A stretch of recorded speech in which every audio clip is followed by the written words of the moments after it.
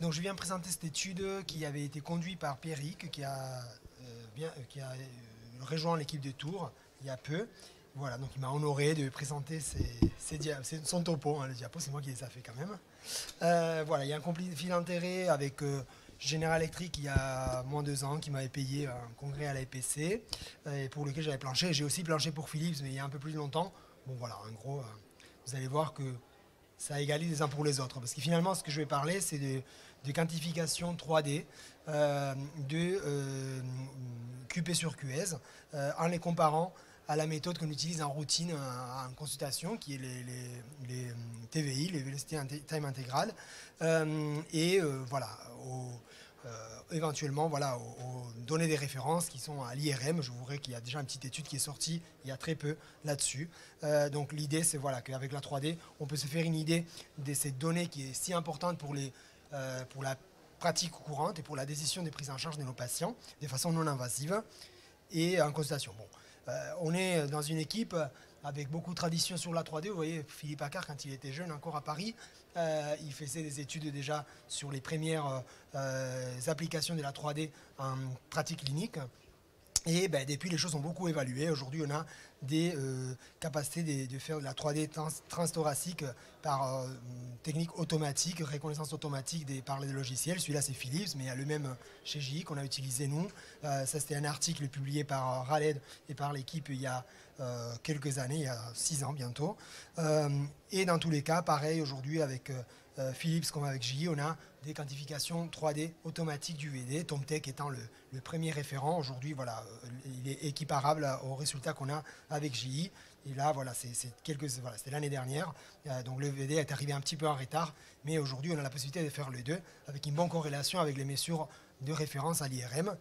Et donc l'idée, c'était de corréler le volume d'éjection systolique par 3D à des méthodes conventionnelles.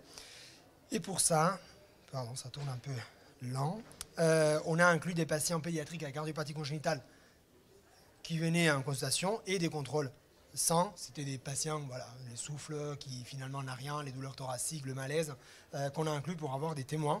Et on a exclu, parce qu'on n'avait pas la possibilité de faire les Doppler sur des sténoses valvulaires et parce qu'on a une complexité qui se rajoute quand on a des fuites valvulaires sur la 3D, on les a exclus aussi. Donc voilà ce que ça donne, la quantification automatique 3D et VG et VD pour JI au jour d'aujourd'hui, avec voilà, l'exemple d'un patient post-op des tétralogies des phallos, où on voit qu'on a une quantification qui est avec un QPQS égal à 1. Vous voyez les volumes d'éjection à 26 pour les VD, volume d'éjection 27 ml par battement pour les VG. La moyenne d'âge dans notre cohorte était à 8 ans, presque, avec 6 patients et 19 contrôles. Les coefficients de corrélation est à 0,87 avec une variation à 0,76. C'est R carré que vous voyez là. C'est les coefficients de variation entre les données. Logiquement, les QPQS plus élevés, ça correspond surtout au CIA, et les QPQS qui sont en bas, ça correspond aux patients témoins. Mais bon, on voit une bonne corrélation, que ce soit sur des patients sans comme sur des patients avec pathologie. Par contre, avec le QPQS 3D, on était plus proche de 1 pour les patients qui n'avaient pas de cardiopathie que par rapport à la méthode Doppler traditionnelle. Donc bon, il n'y a pas une puissance statistique pour dire rien du tout là-dessus, mais en tout cas, on était plus proche des 1. Et donc, en conclusion, l'échographie transthoracique en 3D montre une bonne corrélation avec la méthode des TVI pour estimer les volumes d'éjection systolique. Et là, de l'utilité pour évaluer le champ cardiaque, là où on retrouve des limitations de Doppler, puisque on ne peut pas l'appliquer quand il y a des sténoses ou des flux qui nous faussent notre Doppler sous valvulaire. Donc il y a cette étude qui vient de sortir il y a très peu, qui donc retrouve aussi une bonne corrélation avec la méthode traditionnelle en IRM, qui est le 2D phase contraste, une meilleure corrélation d'ailleurs avec le volume 3D qu'avec le Doppler tissulaire TVI ou avec l'IRM en volume sur l'IRM. Voilà, et donc merci à toute l'équipe de Toulouse et à vous pour être là. Merci Heitor. Est-ce qu'il y aurait des questions dans la salle ?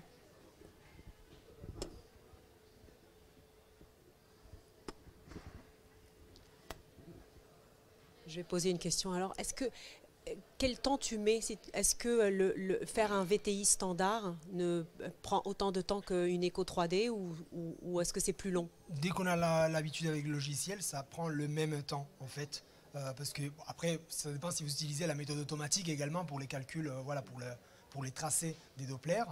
Mais en gros, là, on est sur un calcul automatique et puis on repositionne quelques points. Certes, il faut que l'image soit de bonne qualité, donc c'est la limite principale de ces types de techniques 3D, c'est la fenêtre du patient, toujours. On a tendance toujours à sous-estimer les volumes, que ce soit VG, que ce soit VD, par rapport à l'IRM, parce qu'il y a notamment les parois intérieures qui sortent, ou parfois sur des tout petits, là vous le voyez sur les 6 ans, l'apex, dans la reconstruction VG, je pensais que quelqu'un allait me signaler ça, mais l'apex VG, il n'est pas du tout bien dessiné, mais ça c'est la limite, parce que là on est sur un petit des 6 ans, et donc dès que vous appuyez la sonde, même avec une sonde pédiatrique, vous perdez, voilà, vous perdez la résolution.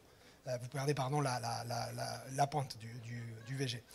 Et pareil pour la paroi intérieure du VD, souvent elle sort du champ de... Voilà.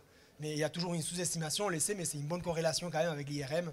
Raleigh l'avait montré avec des voilà, patients qu'on comparait également à l'IRM.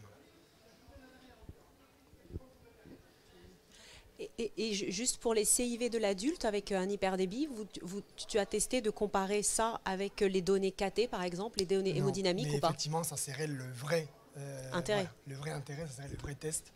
Après là, c'était que des enfants pour le coup. Je mettais les récos des adultes effectivement au départ, mais là pour le coup c'était que des enfants. Mais effectivement, l'idée derrière, c'est qu'un jour on puisse le tester en pré-KT, la veille, les KT le lendemain, pour avoir vraiment une idée plus précise. Donc si quelqu'un a l'aventure. Merci à toi.